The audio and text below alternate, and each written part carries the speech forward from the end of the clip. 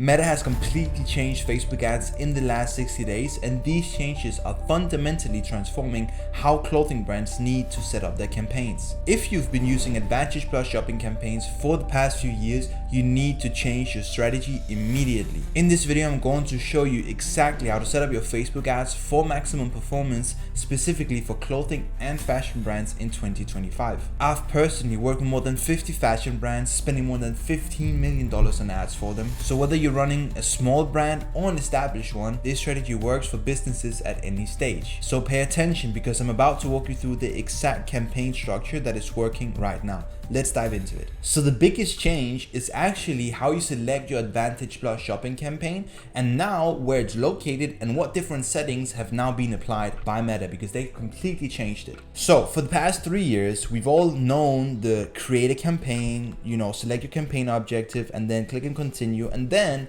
having the option to select between manual and Advantage Plus shopping campaign. Now, what then happened is that when you click continue, you were taken to just Advantage Plus shopping campaign level. Now, nowadays, when you actually try to create a Advantage Plus shopping campaign, you do the same procedure. You click on sales, you scroll down, you click on continue, you go ahead and select your campaign. It just creates the campaign. There's no step to select Advantage Plus, and that is because it has automatically been applied to the ad set level and even the campaign level. So let me show you right here. As you can see right here, it says Advantage Plus on, right? Advantage Plus on. What this means is that by default, Advantage Plus is on, Advantage Sales Campaign. Now, here you can see we have a campaign budget and an ad set budget. This means that you can now put ad sets, multiple ad sets within one Advantage Plus shopping campaign. We all knew that previously you could only have one ad set within your Advantage Plus shopping campaign. So now, if you've been using ABO campaigns or even CBO campaigns to test different creatives, concepts, and so on, you now can test it within an Advantage Plus shopping campaign, because you can add multiple ad sets and scale within the same campaign. Or if you obviously decide to do a testing campaign and scaling campaign, but still you get the point. You can have multiple ad sets within the campaign.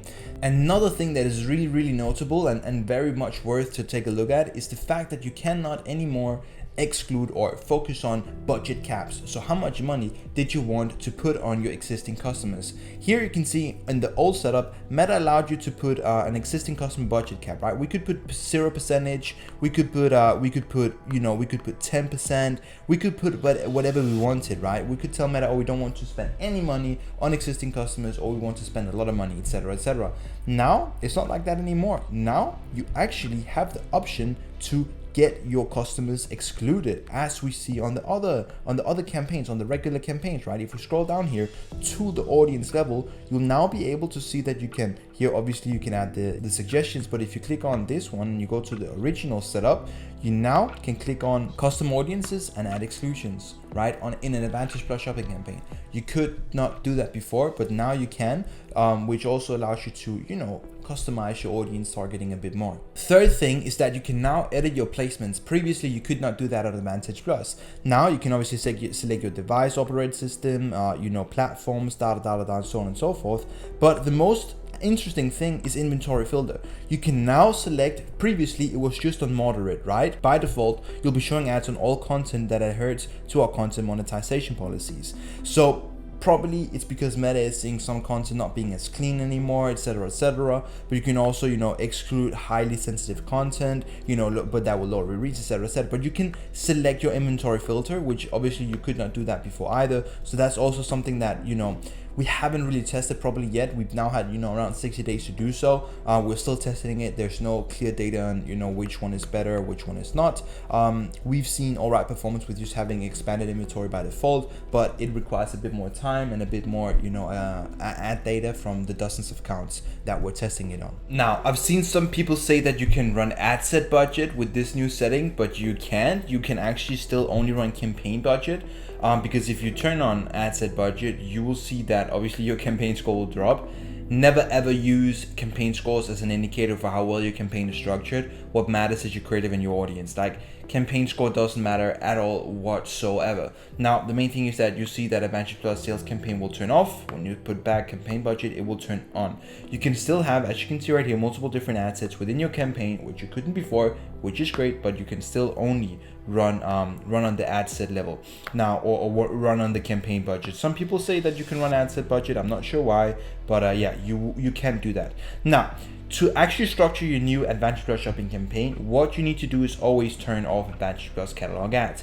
As you know by now, we only specialize in working with fashion brands and clothing brands, and when it comes to these two niches, customers love to scroll through the carousels. They love to scroll through products, find different products that they like and resonate with throughout collections. So we only use catalogs when we are promoting a new collection, or when we are, instead of using standard carousels, we're promoting a dynamic product catalog. Sometimes for retargeting, we also do it depending on the brand, etc., etc. But it is very specific. What we usually do, as we've talked about before, is even when we actually use catalogs, we always turn it off on the campaign level, and we only use it on the ad level. But as you know, our strategy is 80-20.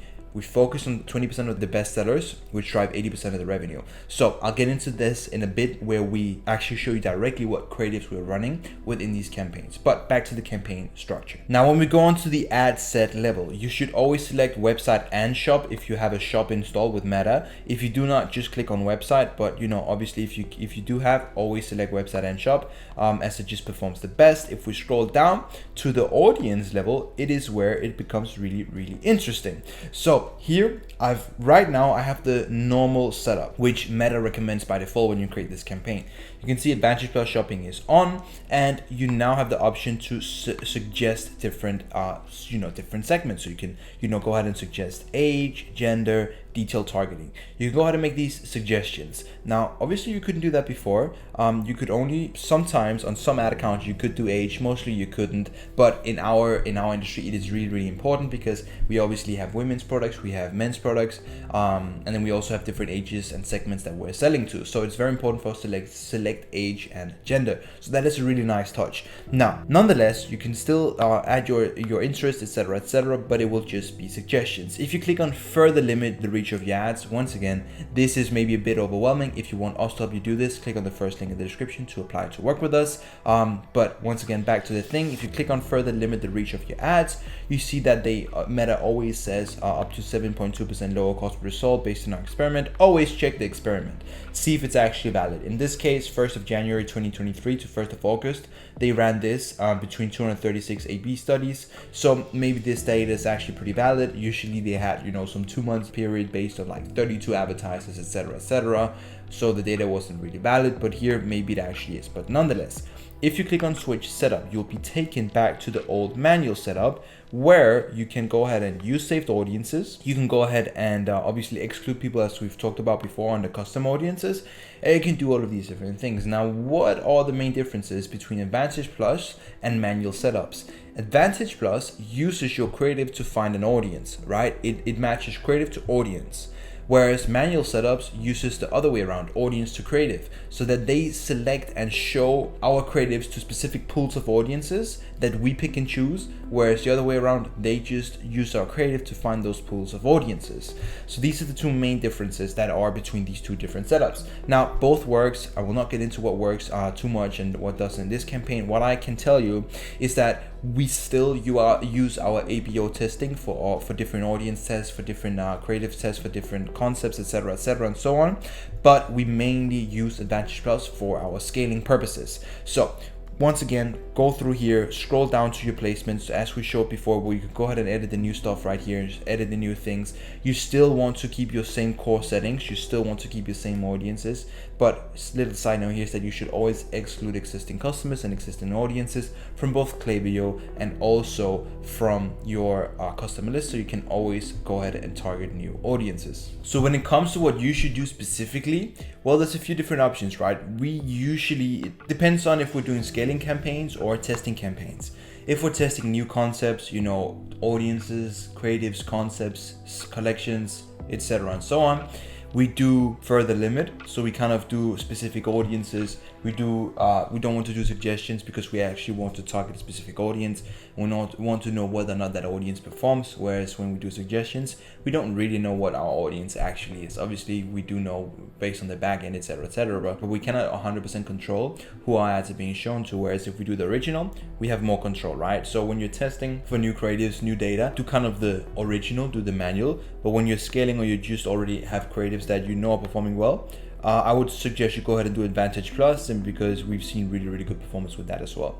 So this is like the main takeaway. When it comes to what creative you should actually use for these Advantage Plus shopping campaigns, there's a few different options for you. Some brands do really well with statics, which is like 90% of brands. We see good performance with statics for most of our clients. Then we have a few with videos, and then we have some with carousels and dynamic product catalogs. Now you may say, oh, that's all of the creatives available. Yeah, but let me explain. So here we have a static where we're focusing on one best-selling product, and this is typically something we put in our Advantage Plus scaling campaigns. Statics that has the best-selling products in focus. So here you can see we have a bit of a detailed ad copy where it really talks about the product in depth, and then we have a little offer here on the headline and description. Then we have a very unique creative that has a structured post with a very unique styling. So the main objective here and the main focus of this creative is literally just product. There's not really too much to it. It's not lifestyle.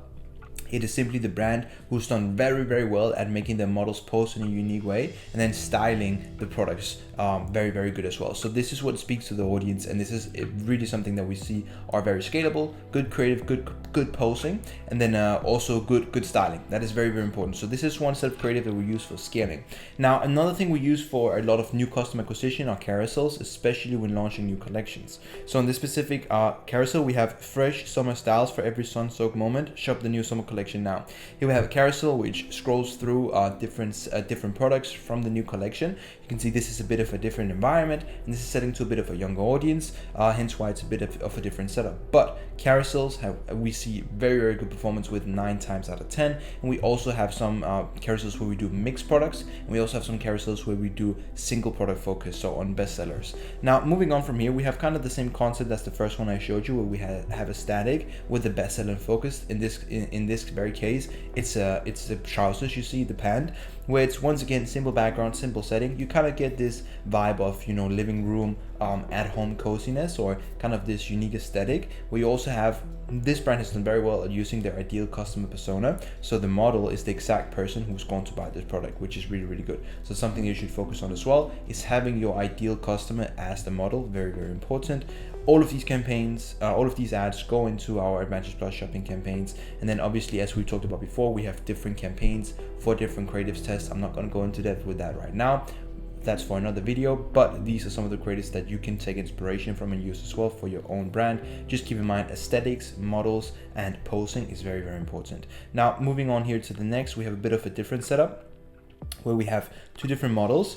We have one model that is plus size, and then we have one model that is more so extra small sizes. So we have best-selling products, but we have a creative that is specified towards a very specific audience, which is plus size people. So in this case, we're running these ads towards plus size people, and to maximize our customer reach or our new customer acquisition, we also have another model that represents both audiences. But this is doing very well for us. But once again, a bit of text here. You see, you cannot really see it because it's just a screenshot, but nonetheless, a bit of text here, and then, you know, simple background, very minimalistic, but once again, unique posing, unique and very niche styling that also speaks to a very specific audience, as I just mentioned. So figure out what is your brand identity, figure out who is your ideal customer persona, use them as a model, and then do these kind of statics, do these kind of images. They always perform the best. When it comes to streetwear, we also see flat lace do pretty well. But in this case, these are the actual top performers. So there you have it, the complete updated strategy for running Facebook ads for clothing brands in 2025. This approach has completely transformed how our apparel clients are scaling their businesses. If you found this video helpful and you want my help to take your brand to the next level, you can use the first link in the description to apply to work with me one-on-one. See you on the next one.